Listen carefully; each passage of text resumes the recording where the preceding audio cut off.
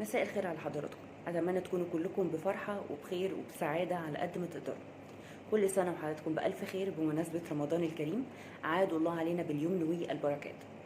في هذا الفيديو سوف اخصص حديثي عن روايه تعتبر من الروايات الكلاسيكيه في الادب العالمي، بالاضافه الى انها تعتبر من الروايات العظيمه في الادب اللاتيني، وبالاخص في الادب الكولومبي، وبالاخص هي تعتبر درة كتابات الكاتب الكولومبي الحائز على جائزة نوبل وهو جابرييل غارسيا ماركيز، بالاضافة الى روايته الاخرى وهي 100 عام من العزلة. طبعا اعتقد ان البعض منكم استطاع ان يخمن الرواية التي اعنيها، وهي رواية الحب في زمن الكوليرا. وكل هذه المقدمة فأنا أتحدث عنها من وجهة نظر الأدب والنقاد الأدبيين العالميين، وليس من وجهة نظري الشخصية. طبعا هذه الرواية بتعتبر من الروايات الكبيرة، حوالي 500 صفحة لو احنا بنتكلم عن النسخة المترجمة التي يعني استطعت أن أقرأها. فبالتالي وهي مليئة بالأفكار والحكايات والقصص. لن أستطيع أن أنا يعني أتحدث عن جميع جوانب هذه الرواية الأدبية والفكرية، ولكن كما تعرفونني وكما عهدتوني فأنا بأنتقي فكرة معينة من هذه الأفكار الكثيرة وأقوم بشرحها أو بتشريحها بعض الشيء. الفكرة اللي أنا عايزة أقصدها هي فكرة مدى منطقية قصة الحب. في بعض الأحيان في طبعا معروف الأدب الرومانسي ده شيء معروف جدا وبيعتبر من الأنواع الأدبية يعني العزيزة على قلبي وعلى قلب الكثير من القراء. عادة الرواية الرومانسية ليست مجرد فقط علاقة الحب بين الرجل والمرأة، وإنما هي بتتحدث عن المفاهيم الإنسانية الراقية التي تعود بنا إلى الطبيعة الإنسانية التي لم تشوهها التكنولوجيا ولم تشوهها الحداثة بأي شكل من الأشكال. هو ده مفهوم الرومانسية بالمعنى يعني بالمعنى المجرد والمعنى الأصلي للكلمة. بعد ذلك تطور هذا المفهوم لحد لما أصبح في النهاية الحديث عن قصة حب بين رجل وامرأة.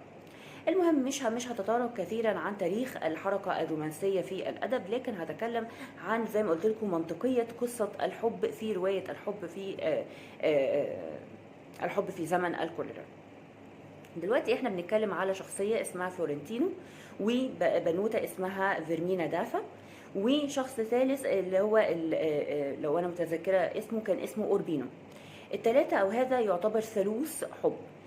طيب في هناك الكثير من الروايات التي تناقش هذه المسألة، قصة حب بين شاب وشابة أو مراهق ومراهقة، وبتتعرض هذه القصة للكثير من العراقيل، بحيث تضطر هذه الفتاة للتزوج من شخص آخر ويظل بقلبها الفتى الأول، وذلك طبعا لأنها أصلا تزوجت الزوج الحالي ده بظلم وبالجور والطغيان، وبعد ذلك مثلا يحدث أي شيء لهذا الزوج، وبعد ذلك تقترن مثلا ممكن انها تعود مرة أخرى لحبيبها. هذه قصة معروفة من ضمن التيمات المحدودة للروايات الأدبية. لكن ما أتحدث عنه في هذه الرواية بالذات هو مدى منطقية قصة الحب. طبعا الكلمة أو العبارة يعني قد توحي إليكم أن أنا بتحدث أو سوف أجل وسوف أحتفي بمدى منطقية قصة الحب، ولكن على خلاف ذلك مش هو ده اللي أنا هعمله. بالعكس أنا هنا سوف أتحدث عن عدم منطقية قصة الحب بين فيرمينا دافا وبين فلورنتينو. للعلم أن فلورنتينو قد قضى حوالي 70 سنة من عمره، مجرد بس أن هو أو مش بلاش 70 سنة نتحدث 55 سنة مثلا من عمره لا يفكر في شيء سوى في استعادة فيرمينا دافا التي فقدها وهما مراهقان. الفكرة ان دلوقتي يعني في قصة الحب في زمن الكوليرا، عندما نقرأ قصة الحب التي نشأت بين فيرمينا دافا وبين فلورنتينو حينما كانا مراهقين، سنجد انها اولا كانت قصة حب بريئة جدا، عبارة عن تبادل للرسائل. الفتاة كل ما تتمناه هو الزواج من فلورنتينو، وذلك لكي ترحم من اكل الباذنجان. تمام. فبالتالي هي يعني قصه رقيقه جدا، وانتظرت منها طبعا ان يتم انصافها باي شكل من الاشكال. وفي الوقت ذاته فإن والد فيرمينا دافع هو تاجر، أو نقدر نقول إن هو كان ليه ماضي مشين، وكان يريد أن تقترن زوج ابنته بزوج يكون ليه مركز في المجتمع، ويقدر إن هو يرفع من شأن هذه الأسرة أو هذه العائلة. تمام، حلو جدا.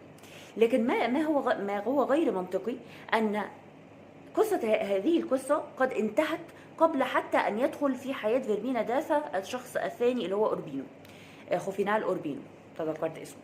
تمام، الدكتور خوفينال أوربينو. ازاي؟ ان ببساطه ان بسبب والد فيرمينا دافا تدخل، وان هو استطاع ان ياخذ ابنته ويذهب بها الى قريه اخرى لكي تنسى حبها لفلورنتينو. ما حدث ان الاثنين قد استمرا في تبادل الرسائل خلال العامين او 3 أعوام التي قضتها هناك، لكن وتوعدا على الزواج وكل شيء. ولكن عندما عادت فيرمينا دافا الى القريه الاولى حيث حبها لفلورنتينو فقد قابلته. اول شيء حدث عندما عادت هي انها قابلته. والحقيقة ان هذه المقابلة غامضة جدا جدا جدا بشكل غير طبيعي، لان فيرمينا دافا عندما رأت فلورنتينو بعد سنين من الغياب وجدنا انها بدأت تنظر اليه نظرة احتقار، وبدأت تتساءل هل هذا هو من احببت؟ هذا الشاب الضئيل، هذا الشاب الباهت، هذا الشاب الشاحب، هل هذا هو من احببت؟ فبالتالي وليس هذا فقط، وانما بعدما يعني حتى هي المشهد ان فلورنتينو وجدها في السوق واخذ يتتبعها مترنما في جمالها ومتغنما في جمالها، مترنما متنغما في جمالها. تمام، وذلك حتى التقيا، وهنا راى نظره عينيها المليئه بالازدراء. بمعنى اخر قالت له لا اريد ان استمر في قصه الحب تلك. تمام، اذا فنحن نتحدث عن قصه حب انتهت تماما من جانب فيرمينا دافا، ويعني منذ يعني ايه بدون اي تدخل من اي احد. فيرمينا دافا هي التي قررت ان تبدا هذا الحب، وهي التي قررت ان تنهي هذا الحب. تمام، فده اول شيء من عدم المنطقيه. نحن لا نتحدث عن جانبين متكافئين في الحب، بل بالعكس نحن نتحدث عن حب من طرف واحد بشكل صريح، لأن فلورنتينو خلال 55 سنة القادمة لن يكون له شغل شاغل إلا أن يستعيد فيرمينا دافا من جديد. تمام، ده أول شيء. ثاني شيء إن خلال 55 سنة لم يكن طبعا فلورنتينو مخلصا لفيرمينا دافا بأي شكل من الأشكال، بالعكس هو يعني أقام الكثير من العلاقات المحرمة بالنسبة لي، طبعا هي علاقات محرمة. تمام، مع الكثير من السيدات. ليس هذا فقط، وإنما هو شخصية في غاية الأنانية، وذلك ظهر في علاقته بمرأتين بالذات. أول مرأة هي المرأة التي تعرف عليها من خلال تربيتها للحمام. تمام، ولم يراعي قط أن هذه المرأة هي حديثة الزواج وهي شابة جميلة مقبلة على الحياة. بالعكس تجرأ على أن يغويها لحد لما بالفعل اقترفا الخطيئة. وليس هذا فقط، وإنما كان سببا في قتل هذه الزوجة من قبل زوجها عندما اكتشف الخيانة، ولم يندم على الإطلاق. يعني فلورنتينو حتى عندما اكتشف موت هذه السيدة لم يحزن عليها على الإطلاق، ولم يرثى لشبابها الذي ضاع سدى. تمام، فهذه أول علاقة أو هذه قصة من ضمن القصص كثيرة طبعا هو انخرط فيها، وكلها بتدل على أنانية شديدة جدا. أما القصة الثانية وطبعا في منتهى الخطورة، هي كانت عبارة عن فتاة في 16 وهو كان في 60 أو يكاد يصل إلى 70. وهذه الفتاة ائتمنوا عليها أهلها لكي تذهب إلى المدرسة الداخلية في قريته، واعتبروه طبعا ان هو في سن جدها، بل بالعكس والد جدها كمان، وبالتالي لن يخلف عهده مع اهلها برعايتها. ولكن ما حدث كان خلاف ذلك، وان هذا الرجل ايضا تجرأ على ان يخطو بهذه الفتاة في مسار الخطيئة، وبالفعل هذه الفتاة ادمنته تماما، وكلما حصلت على اجازة من مدرستها ذهبت لكي يعني نقدر نقول لكي تقيم معه علاقة. تمام، ليس هذا فقط، وإنما عندما فتح الباب بينه وبين فيرمينا دافا وهو في 70 من عمره، وبينما كان يواعد هذه الفتاة الصغيرة المراهقة الغلبانة جدا المسكينة، لم يعبأ بها مثقال ذرة، لم يعبأ بكلماتها حينما قالت له أنها متعلقة به كثيرا. وبدلا من ذلك تركها لغياهب افكارها وهواجسها، وعندما لدرجه انها انتحرت. وعندما انتحرت وهو بين احضان فيرمينا دافا لم يحزن عليها على الاطلاق، مهما يعني ابدى شيء من الندم، لكن في الاخر ما ابداه لا يوازي على الاطلاق الخطيئه التي اقترفها. ده في وجهة نظري. فهنا نحن نتحدث أصلا عن شخصية في منتهى الأنانية، في منتهى الواقعية. لا يمكن أبدا أن أقتنع أنها قد تمتلك بعض القيم الرومانسية في حبها لفيرمينا داف. أيضا من الناحية الأخرى فجابرييل غارسيا ماركيز استطاع أن يجسد بالنسبة إلي شخصية دكتور خوفينال أوربينو. أنا رأيت صراحة أنها شخصية متكاملة، شخصية فخمة، شخصية تريد الخير للمجتمع بتاعها. قد تكون طبعا محملة بأفكار متحررة من الغرب، وخاصة من أوروبا، من فرنسا. لكن برضو نحن نتحدث هنا عن شخص استطاع أن يبني كولومبيا من جديد والقرية التي عاش فيها من جديد. أحب فيرمينا داثا رغم كل عيوبه، واستطاع استطاع ماركيز أن يجسد لنا العلاقة الزوجية التي عاشا فيها على مدار 50 سنة، وإزاي أنه فعلا ممكن هذه العلاقة يعني ينتابها بعض الفتور، ممكن تنتابها بعض الشكوك وغيره، لكن في النهاية هم استمروا حتى وفاة خوفينال أوربينو الذي بدأت به الرواية. يعني نقدر نقول يعني مش بدأت به الرواية، وإنما يعني نقدر نقول بعد الربع الأول من الرواية توفي خوفينال أوربينو وبدأت القصة.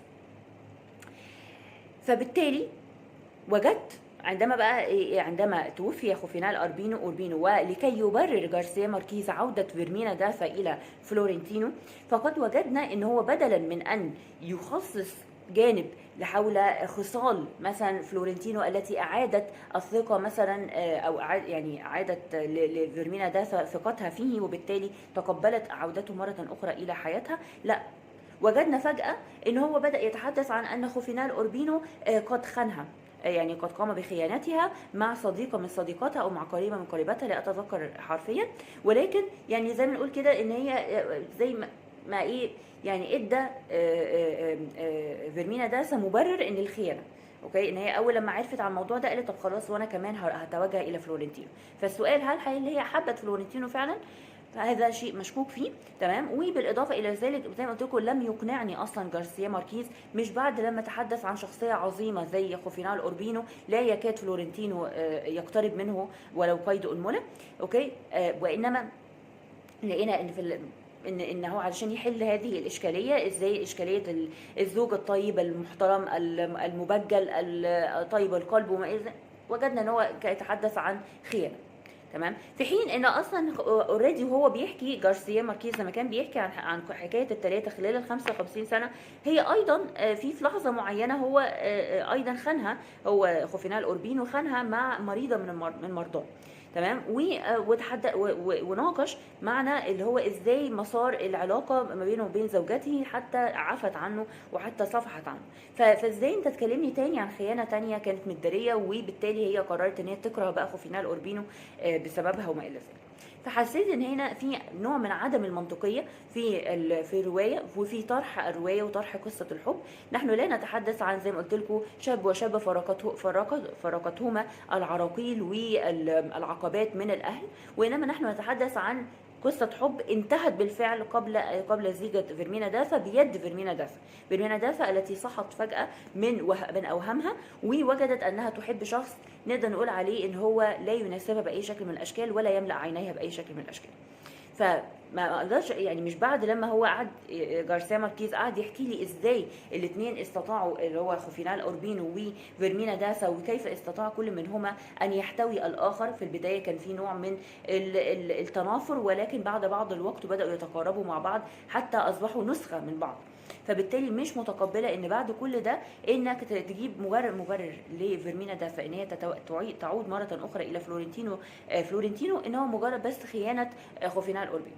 الامر غير منطقي بالمره. ليس هذا فقط، وانما كمان القصه نفسها مسارها بعد موت خوفينال أوربينو وعوده فلورنتينو في يوم العزاء، يعني باول يوم العزاء توجه الى فيرمينا دافا واخبرها انه يريد ان يقترن بها، او يريد مش اقتران، هو لم يتحدث عن الاقتران وانما بيجدد عهود الحب مره اخرى.